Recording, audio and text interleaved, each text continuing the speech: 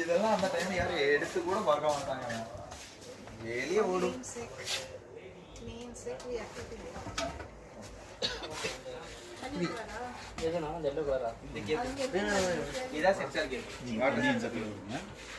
Okay,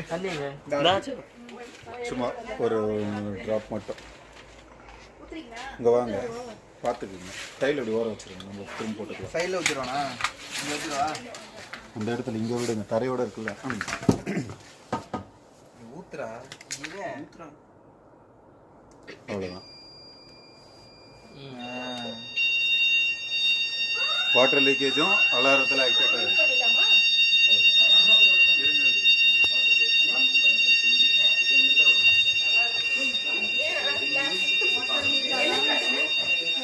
மேலே fire அலாரத்தோட interlink பண்ணியிருக்கிறதுனால அங்கே காட்டும் பாருங்க,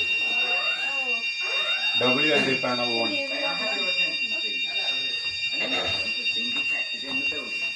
இங்கே வந்து வாட்டர் லீக்கேஜ் பேனலில் SVRனா சர்வர் ரூம் ஃப்ளோர்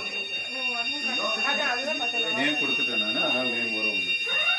ஸோ இதுலேயே வந்துடுச்சு. இப்போது நம்ம இதை ஸ்டாப் பண்ணோன்னா மியூட் கொடுத்தா ஸ்டாப் ஆகிடும். அதே மாதிரி இதை வந்து சைலன்ஸ் அண்ட் ரீசவுண்ட் இதை கொடுத்தீங்கன்னா 1 2 3 4 சைலன்ஸ் இதை கொடுத்துடணும்.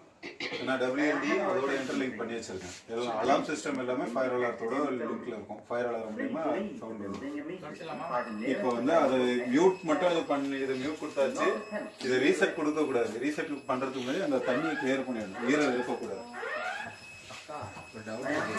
இந்த எலியெல்லாம் இருக்கால, அது சப்போஸ் நீங்க ஒரே நிமிஷம் இருக்கு. இப்போ தண்ணி இருக்கு, இப்போ வந்து அந்த தண்ணி இருக்கு, கிளியர் பண்ணல, அப்படி இல்லாம நீங்க தெரியாம நீங்க ரீசெட் கொடுத்துட்டீங்கன்னு சொன்னால் திரும்ப அகைன் ஃபயர் வந்துட்டே இருக்கும். இப்போ தொடச்சிருக்கேன்.